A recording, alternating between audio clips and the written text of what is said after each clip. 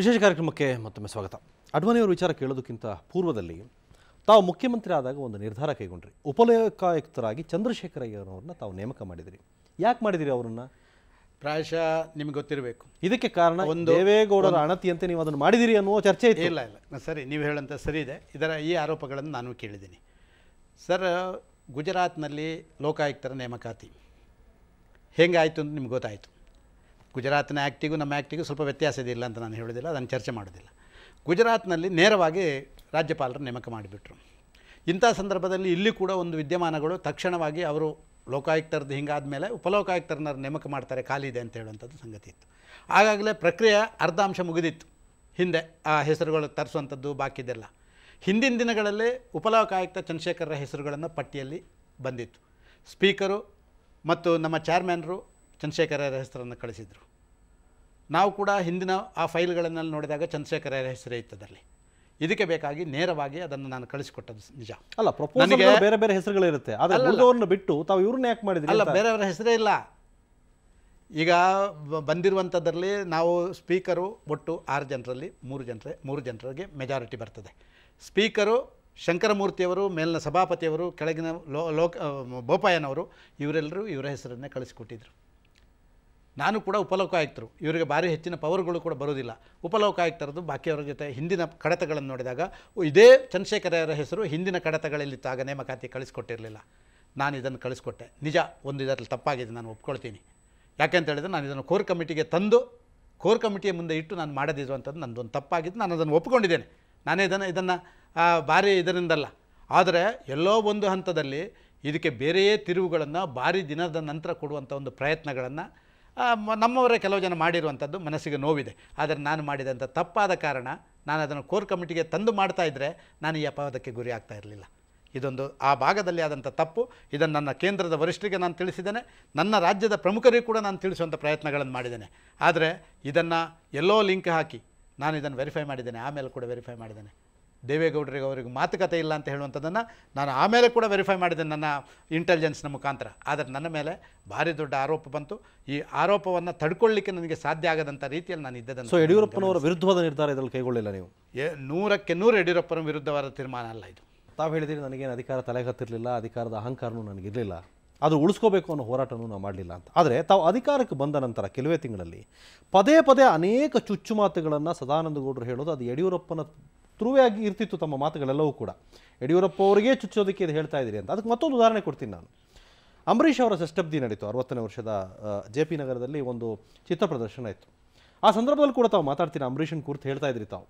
ಕೆಲವರು ಖಳನಾಯಕರಾದವರು ನಾಯಕರಾದ್ರಿ ಅಂತ ಅಂಬರೀಷ್ ಹೇಳಿದ್ರು. ಆದರೆ ನಾಯಕರಾದವರಿಗೆಲ್ಲ ಖಳನಾಯಕರಾಗ್ತಾ ಇದ್ದಾರೆ ಅನ್ನೋದನ್ನು ಬಹಿರಂಗವಾಗಿ ಹೇಳಿದ್ರಿ ತಾವು. ಯಾರು ಕುರಿತು ಹೇಳ್ತಾ ಇದ್ರಿ ಇದನ್ನು? ಇದು ನನಗೆ ಬೇಕಾದ್ದು ನೋಡಿ. ಹಚ್ಚುವೆನು ನಾ ಹಣತೆ, ಕತ್ತಲನ್ನು ಗೆಲ್ಲುವೆನೆಂಬ ಜಿದ್ದಿನಿಂದಲ್ಲ, ಹಣತೆಯ ಬೆಳಕಿನಲ್ಲಿ ನಿನ್ನ ಮುಖ ನಾ ಕಂಡು ನನ್ನ ಮುಖ ನೀ ಕಂಡು ಒಬ್ಬರನ್ನೊಬ್ಬರು ಅರಿತು ಪ್ರೀತಿಸಲೆಂದು ಅಂತ ಹೇಳಿದೆ. ಇಷ್ಟು ಹೇಳಿದಕ್ಕೆ 2 ದಿನ ಇಡೀ ಪೇಪರ್ನಲ್ಲಿ ಎಲ್ಲವೂ ಕೂಡ ನನ್ನ ಬಗ್ಗೆ ಬಂತು. ನಾನು ಯಾರಿಗೂ ಹೇಳ್ತಾ ಇದ್ದೇನೆ ಅಂಥೇಳಿ. ನಾನು ನನ್ನ ಮನಸ್ಸಿನ ಭಾವನೆಗಳನ್ನು ಹೇಳುವುದಕ್ಕೂ ನನಗೆ ಅಧಿಕಾರ ಇಲ್ಲೋ ಈ ರಾಜ್ಯದಲ್ಲಿ? ನನ್ನ ಮನಸ್ಸಿನ ಭಾವನೆ ಅದು. ನನ್ನ ಮನಸ್ಸಿನ ಭಾವನೆ ಏನು ಅಂತ ಹೇಳಿದರೆ, ನಾನು ಎಲ್ಲ ಮಾಡಿಕೊಂಡು ನಾನು ಉದ್ಘಾಟನೆ ಮಾಡಿದ ತಕ್ಷಣ ಈ ಸಭೆ ನಂದು ಅಂತ ಹೇಳೋದೆ ಸ್ವಾಮಿ. ನಾನು ಇದು ಸರಿಯಲ್ಲ ಅಂತ ಹೇಳುವಂಥ ಮನಸ್ಸಿಗೆ ನಾನು ಹೇಳಿದೆ.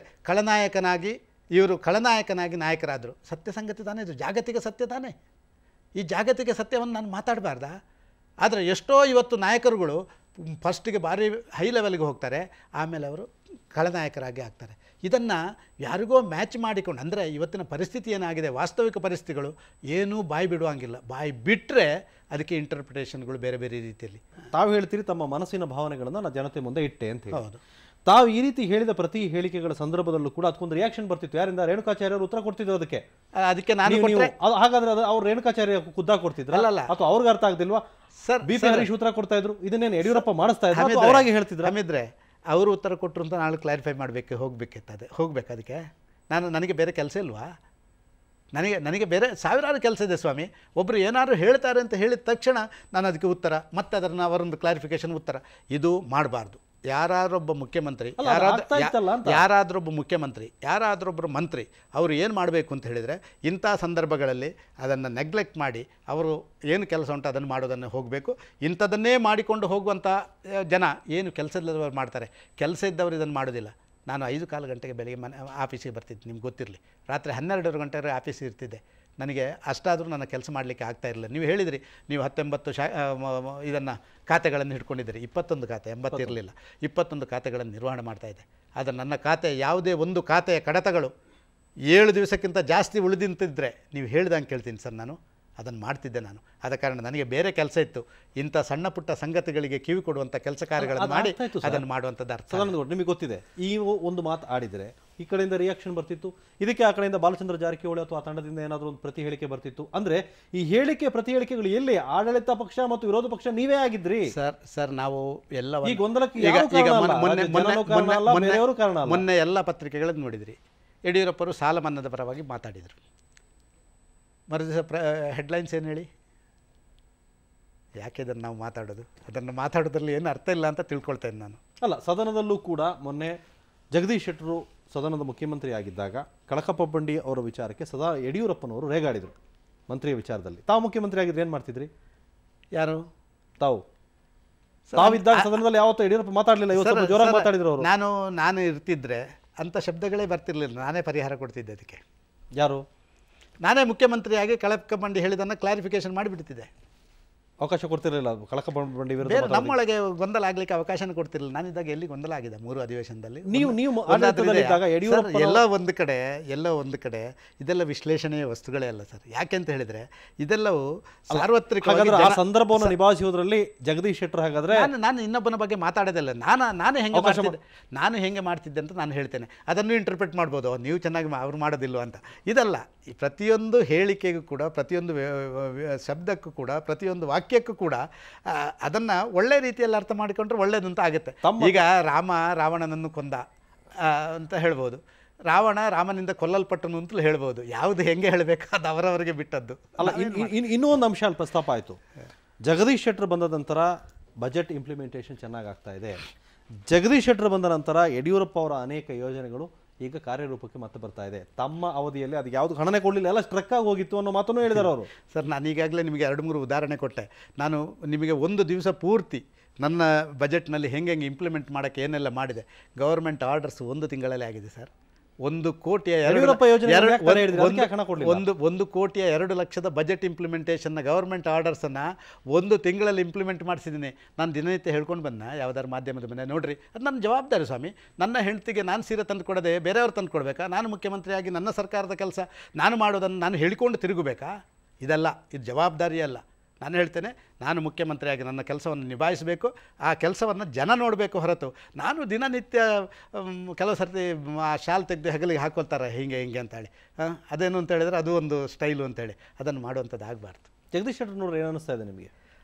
ಸಜ್ಜನ ಇದ್ದಾನೆ, ಸಜ್ಜನ ರಾಜಕಾರಣ. ಅಲ್ಲ, ಅವರ ಆಡಳಿತ ಈಗ ಆಡಳಿತಕ್ಕೆ ಯಾವತ್ತೂ ನೀವು ಒಂದು ಮೌಲ್ಯಮಾಪನ ಮಾಡಬೇಕು. ಕನಿಷ್ಠ ಒಂದು 3 ತಿಂಗಳ ಅವಧಿ ಕೊಡಬೇಕು. ಅಲ್ಲ, ಇವತ್ತು ಮ್ಯಾರೇಜ್ ಆಗಿ ನಾಳೆ ಬೆಳಿಗ್ಗೆ ಏನು ಅಂತ ಕೇಳಿದ್ರೆ ಸದನದಲ್ಲಿ ಯಡಿಯೂರಪ್ಪನವರು ಸಾಲ ಮನ್ನಾ ಮಾಡಬೇಕು ಅನ್ನೋ ಪ್ರಸ್ತಾಪ ಆದಾಗ ದಿಢೀರ್ ಅಂತ ಹೇಳಿ ಆತಂಕಗೊಳಗಾದ ಜಗದೀಶ್ ಶೆಟ್ಟರು ರಾತ್ರಿ ಅಶೋಕು, ಈಶ್ವರಪ್ಪ ಎಲ್ಲನ್ನೂ ಕರೆದು ಒಂದು ಚರ್ಚೆ ಮಾಡುವಂಥ ಸ್ಥಿತಿ ಬಂದು ತಲುಪ್ತಾರೆ. ಹಾಗಾದ್ರೆ ಒಂದು ರೀತಿ ಅಸಹಾಯಕ ಸ್ಥಿತಿಯಲ್ಲಿ ಇದ್ದಾರೆ. ಇಲ್ಲ ಸರ್, ಅದನ್ನು ನಾನು ಒಪ್ಕೊಳ್ಳಲ್ಲ. ಯಾಕೆ ಅಂತ ಹೇಳಿದ್ರೆ ನೋಡಿ, ಫೈನಾನ್ಷಿಯಲ್ ಅದನ್ನು ಮ್ಯಾನೇಜ್ಮೆಂಟ್ ಮಾಡಬೇಕು ಅಂತ ಹೇಳಿದ್ರೆ ಆರ್ಥಿಕ ಇಲಾಖೆ, ಬಾಕಿ ಸಚಿವ ಸಂಪುಟ ಸಹೋದ್ಯೋಗಿ ಇವುಗಳನ್ನು ಕರೆದು ಮಾತಾಡಬೇಕಾಗುತ್ತೆ. ಯಾಕೆಂದರೆ 1-2-3 ಸಾವಿರ ಕೋಟಿ ಬೇಕಾಗ್ಬೋದು ಅದಕ್ಕೆ.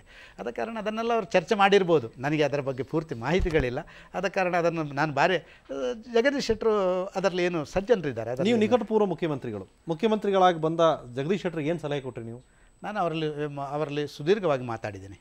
ನಾನು ಜಗದೀಶ್ ಶೆಟ್ಟರ್ ಜೊತೆ ಮಾತಾಡಿದ್ದೀನಿ. ಏನೆಲ್ಲ ವಿಚಾರಗಳು ಹೇಳಿದ್ದೀನಿ ಅವರಲ್ಲಿ? ಅಲ್ಲ, ನಾನು ಅವರಲ್ಲಿ ಕೇಳಿರುವಂಥದ್ದು ಯಾಕೆಂತ ಹೇಳಿದರೆ ಅವರಿಗೆ ನನ್ನಿಂದ ಹೆಚ್ಚು ಅವರು ಹಿಂದಿನಿಂದ ಮಂತ್ರಿಯಾಗಿ ಮತ್ತೊಂದಾಗಿ ಸುಮಾರು ವರ್ಷದಿಂದ ಸ್ಪೀಕರ್ ಆಗಿ ಎಲ್ಲ ಕೆಲಸ ಮಾಡಿದವರು. ಆದ ಕಾರಣ ಎಲ್ಲ ಅನುಭವ ಇದೆ. ನನ್ನ ಕಾಲದಲ್ಲಿದ್ದಂಥ ಒಂದು 2-3 ಕೆಲಸಗಳನ್ನು ನೀವು ಮಾಡಬೇಕು ಅಂತ ಹೇಳುವಂಥದ್ದು ಅವರಿಗೆ ನಾನು ಹೇಳಿದ್ದೆ. ಸಕಾಲವನ್ನು ನಮ್ಮ ಸೆಕ್ರೆಟೇರಿಯೇಟ್ಗೆ ಅದನ್ನು ಎಕ್ಸ್ಟೆನ್ಷನ್ ತಕ್ಷಣ ಮಾಡಬೇಕು, ಎಲ್ಲವೂ ತಯಾರು ಮಾಡಿಟ್ಟಿದ್ದೀನಿ. ಅದನ್ನು ಮಾಡಿದರೆ ಇಡೀ ರಾಜ್ಯದ ಜನ ಮೆತ್ತಾರೆ. ಆದ ಕಾರಣ ಸಕಾಲವನ್ನು ಅಪ್ ಟು ಸೆಕ್ರೆಟೇರಿಯೇಟ್, ರೆವೆನ್ಯೂಯಲ್ಲಿ ಸುಮಾರು 15-20 ಸಾವಿರ ಕಡತ, ಅರ್ಬನ್ ಡೆವಲಪ್ಮೆಂಟಲ್ಲಿ ಸುಮಾರು 10 ಸಾವಿರ ಕಡತ, ಇದನ್ನೆಲ್ಲ ಡಿಸ್ಪೋಸ್ ನಾವು ಮಾಡದಿದ್ದರೆ ಸರಿಯಾಗೋದಿಲ್ಲ. ಕೆಳಗೆ ಹಂತದಲ್ಲಿ ಮಾತ್ರ ಆದರೆ ಆಗೋದಿಲ್ಲ, ಮೇಲಿನ ಹಂತದ ದೊಡ್ಡ ಸೂಟ್ ಕೇಸಿಂದು. ಆದ ಕಾರಣ ಅಂಥ ಭ್ರಷ್ಟಾಚಾರಕ್ಕೆ ಕಡಿವಾಣ ಹಾಕಬೇಕು ಅಂತ ಹೇಳಿದರೆ ಸಕಾಲವನ್ನು ಅಲ್ಲಿವರೆಗೆ ಎಕ್ಸ್ಟೆನ್ಷನ್ ತಕ್ಷಣ ಮಾಡಬೇಕು. ಇದು ನನ್ನ ಒಂದು ವಿನಂತಿ ನಿಮ್ಮಲ್ಲಿ ಅಂತ. ಅಲ್ಲ, ನೀವು ಸಮಸ್ಯೆಗಳನ್ನೇನಾದರೂ ಹೇಳಿದ್ರೆ ಅಂದೆ ಏನೆಲ್ಲ ಇರುತ್ತೆ ಅಂತ ಮುಖ್ಯಮಂತ್ರಿ ಆದಾದ್ಮೇಲೆ ಅದು ನಾನು ಹೇಳುವಂಥ ಅಗತ್ಯ ಇಲ್ಲ. ಅದಕ್ಕಿಂತ ಹಿಂದೆ ಅವರ ಜೊತೆ ಅವರು ಮಂತ್ರಿಗಳಾಗಿದ್ದವರು, ನಡ್ಕೊಂಡಿದ್ದವರು ಎಲ್ಲವೂ ಗೊತ್ತಿದೆ ಅವರಿಗೆ. ಆದ ಕಾರಣ ನಾನು ಯಾರ ಬಗ್ಗೆ ಹೇಳುವಂಥ ಅವಶ್ಯಕತೆ ಅವಶ್ಯಕತೆಗಳು ಇರಲಿಲ್ಲ ನನಗೆ. ನಾನು ಅವರಲ್ಲಿ 3 ಕೇಳಿದೆ. ಇನ್ನೊಂದು, ನಮ್ಮ ಈಗಿರುವಂಥ ಪರಿಸ್ಥಿತಿಯಲ್ಲಿ ಈ BPL ಕಾರ್ಡ್ ಎಲ್ಲವನ್ನು ನಾನು ರೆಡಿ ಮಾಡಿಟ್ಟಿದ್ದೇನೆ. ತಕ್ಷಣ BPL ಕಾರ್ಡ್ ಕೊಡದೆ ಗೊಂದಲ. ಎಲ್ಲ ಮನುಷ್ಯನಿಗೆ ಕೂಡ ಅವನು ಎಲ್ಲಿ ಹೋದರೂ ಕೂಡ ಅವನಿಗೆ ಸಿಕ್ಕಬೇಕಾದಂಥ ಸರ್ಕಾರಿ ಸೌಕರ್ಯ ಬಾಕಿದ್ದಕ್ಕೆ BPL ಕಾರ್ಡಿಂದ ಆಗಬೇಕು. ಅದು ಭಾರಿ ವರ್ಷದಿಂದ ಪೆಂಡಿಂಗ್ ಇದೆ. ಹಿಂದೆ ಇದ್ದವರು ಯಾರೂ ಅದನ್ನು ಅಷ್ಟು ಸರಿ ಮಾಡಲಿಲ್ಲ. ಅದನ್ನು ತಕ್ಷಣ ಒಂದು ಇಂಪ್ಲಿಮೆಂಟ್ ಮಾಡಿ ಅಂತ 2ನೇದಾಗಿ ಹೇಳಿದೆ. 3ನೇದಾಗಿ ನಾನು ಅವರಿಗೆ ಅವರಲ್ಲಿ ವಿನಂತಿ ಮಾಡಿಕೊಂಡಿರುವಂಥದ್ದು ಏನು ಅಂತ ಹೇಳಿದರೆ, ಇವತ್ತು ಇರುವಂಥ ಈ ಸೋಷಿಯಲ್ ಸೆಕ್ಯೂರಿಟಿ ಪೆನ್ಷನ್ಸು ಇದು ಇನ್ನೂ ಸ್ಟ್ರೀಮ್ಲೈನ್ ಆಗಿಲ್ಲ. ಇದನ್ನು ಸ್ಟ್ರೀಮ್ಲೈನ್ ಮಾಡಲಿಕ್ಕೆ ಆದ್ಯತೆ ಕೊಡಿ. ಇದು ನನ್ನ ಕಾಲದಲ್ಲಿ ಸ್ವಲ್ಪ ಉಳಿದಿರುವಂಥದ್ದು ಈಗ ಒಂದು ಸ್ವಲ್ಪ ಸಮಯದಿಂದ. ಮತ್ತು ಬಜೆಟು ದೊಡ್ಡ ಬಜೆಟ್ ಇದೆ. ಇದರ ಇಂಪ್ಲಿಮೆಂಟೇಷನ್ನ ಕಡೆ ಮತ್ತು ರಿಸೋರ್ಸ್ ಮೊಬಿಲೈಸೇಷನ್ನ ಕಡೆ ತಿಂಗಳಿಗೊಮ್ಮೆ ನೀವು ರಿಸೋರ್ಸ್ ಮೊಬಿಲೈಸೇಷನ್ ಗಮನ ಕೊಡಿ ಅಂತ ಹೇಳುವಂಥ ಒಂದು ವಿಶ್ವಾಸದ ಪ್ರೀತಿಯ ಮಾತುಗಳನ್ನು ಅಷ್ಟೇ ಹೇಳಿದ್ದೇನೆ. ಯಾಕಂದರೆ ನನಗಿಂತವರು ಜಾಸ್ತಿ ಎಕ್ಸ್ಪೀರಿಯನ್ಸ್ಡ್. ಅವರು ಲೀಡರ್ ಆಫ್ ಅಪೋಸಿಷನ್, ನಾನು ಡೆಪ್ಟಿ ಲೀಡರ್ ಆಗಿದೆ. ಆನಂತರ ಅವರು ಪಾರ್ಟಿ ಅಧ್ಯಕ್ಷರಾದರು, ನಾನು ಅದರ ನಂತರ ಪಾರ್ಟಿ ಅಧ್ಯಕ್ಷ ಆದೆ. ಇದರಲ್ಲಿ ಮಾತ್ರ ನಾನು ಒಂದು ಅವರಿಂದ ಸ್ವಲ್ಪ ಮುಂದೆ ಪ್ರತಿ ಹಂತದಲ್ಲೂ ಅವರು ಯಡಿಯೂರಪ್ಪನವರಿಗೆ ಆಲ್ಟರ್ನೇಟಿವ್ ಲೀಡರ್ ಆದರೆ ಬೆಳೀತಾ ಬಂದರು. ಹಾಗೆ ನಾನು ಹೇಳಲಿಕ್ಕೆ ಇಚ್ಛೆಪಡೋದಿಲ್ಲ. ಅವರ ಹಾಗೆ ಮಾಡಲಾಯಿತು ಪಕ್ಷದಲ್ಲಿ. ಆಲ್ಟರ್ನೇಟಿವ್ ಆಗಲಿಲ್ಲ. ಅವರು ಯಡಿಯೂರಪ್ಪನ ಲೀಡರ್. ಅವರು ಶಿವಪ್ಪನವರನ್ನು ಬಿಟ್ಟು ಜಗದೀಶ್ ಶೆಟ್ಟರನ್ನ ಅವತ್ತು ಮಾಡಿದ್ದು. ಈಗ ಸ್ಥಾನ ಪಲಟ ಆಗಿದೆ. ಯಡಿಯೂರಪ್ಪನವರಿಗೆ ಜಗದೀಶ್ ಶೆಟ್ಟರ್ ಹತ್ರ ಆಗಿದ್ದಾರೆ, ಸದಾನಂದ ಗೌಡರು ದೂರ ಆಗಿದ್ದಾರೆ. ರಾಜಕಾರಣ ಅಂತ ಹೇಳಿದ್ರು ಚೆಸ್ ಇದ್ದಂಗೆ. ಆಗಾಗ ಸ್ಥಾನ ಪಲ್ಲಟಗಳನ್ನು ಮಾಡಿ ಚೆಕ್ ಕೊಟ್ಟಿದ್ದಾರೆ, ಕೊಟ್ಟಿರ್ಬೋದು. ಅದು ನಾನು ಇಲ್ಲ ಅಂತ ನಾನೇನು ಹೇಳಲಿಕ್ಕೆ. ರೈಟ್ ಸರ್, ಅಡ್ವಾಣಿ ವಿಚಾರ ಮಾತಾಡಲಿಲ್ಲ, ನಾವು ಪೆಂಡಿಂಗ್ ಆಯಿತು. ಅಡ್ವಾಣಿ ಬಗ್ಗೆ ಮಾತಾಡ್ತೀನಿ. ಅದಕ್ಕೆ ಮೊದಲು ಒಂದು ಚಿಕ್ಕ ಬ್ರೇಕ್.